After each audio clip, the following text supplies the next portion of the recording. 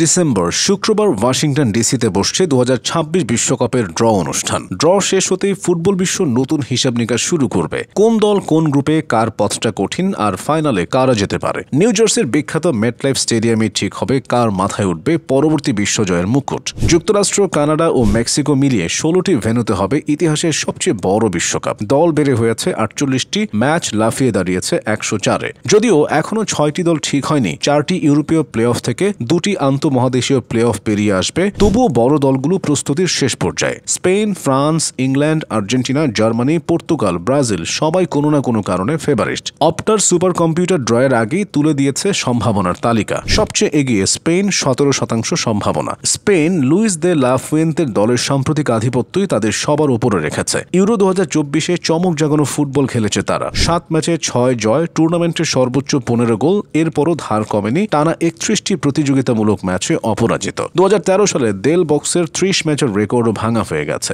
Lamine Yamal, Rodri, Pedri, Gvir মতো তারকারা যদি পুরোপুরি সুস্থ থাকেন তাহলে ইউরোর পর বিশ্বকাপেও তারা বড় দাবিদার। ফ্রান্স আছে দ্বিতীয় স্থানে 14.1% সম্ভাবনা নিয়ে। দিদিয়ের দেশমের শেষ বিশ্বকাপ এটা। 175 ম্যাচের অভিজ্ঞ এই কোচ বিদায়ী আসরের ইতিহাস গড়তে চান 2 বিশ্বকাপ জয়ী কোচ হিসেবে। তার সবচেয়ে বড় ভরসা কিলিয়ান এমবাপ্পে, যার বিশ্বকাপ গোল সংখ্যা 12, ক্লোসার রেকর্ড ছোঁয়ার কাছে। দলে আছেন ব্যালন ডি'অর উসমান দেমবেলেও। এমবাপ্পে দেমবেলে জুটি কেমন কাজ করবে সেটা টুর্নামেন্টের বড় আলোচ্য বিষয় হবে। ইংল্যান্ড সম্ভাবনা 13%-এর কাছাকাছি। টমাস টুখেলের অধীন এই টুর্নামেন্টটি হতে পারে ইংল্যান্ডের নতুন যুগের শুরু। বাছাই পর্বে 8 ম্যাচে 8 জয়, 8 ক্লিনশিট, অসাধারণ পরিসংখ্যান। হ্যারি কেইন আগুনে ফর্মে, বেলিংহাম, ফোডেন, পালমার, এজদের নিয়ে আক্রমণ ভাগ বিপজ্জনক। ইংল্যান্ড বারবার শেষ ধাপে হোঁচট খেয়েছে। এবার টুখেলের ছোঁয়ায় দলটা আরও সাহসী, আরও আক্রমণাত্মক হয়ে উঠতে পারে। আর্জেন্টিনা 8.7% সম্ভাবনা। লিওনেল মেসি কাতারের পর নিজেকে ফুটবল ইতিহাসের মহাতারকা হিসেবে প্রতিষ্ঠা করেছেন। আরও একবার বিশ্বকাপ জিতলে ম্যারাডোনাকেও ছাড়িয়ে যাবেন অর্জনের দিক থেকে।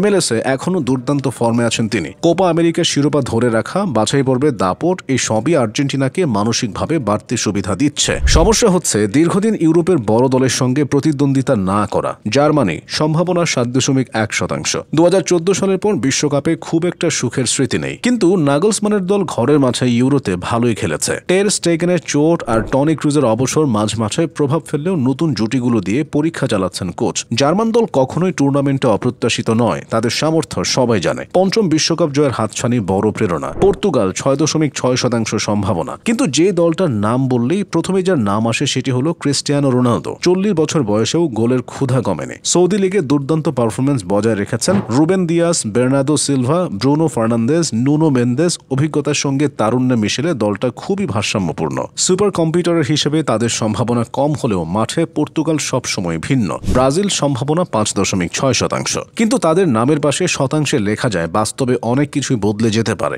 বাছাই পর্বে দুর্বল পারফরমেন্স, আঞ্চলিকতির অধীন ছন্দহীনতা সবই প্রশ্ন তুলেছে। ভিনিসিয়াসের ফর্ম, নেইমারের চোট, অবিশ্বাস্যভাবে অনিশ্চিত এক দল। তবুও 24 বছর পর ট্রফি জয়ের আকাঙ্ক্ষা আর ব্রাজিল নামটাই তাদের কোনোদিন হিসাবের বাইরে রাখে না।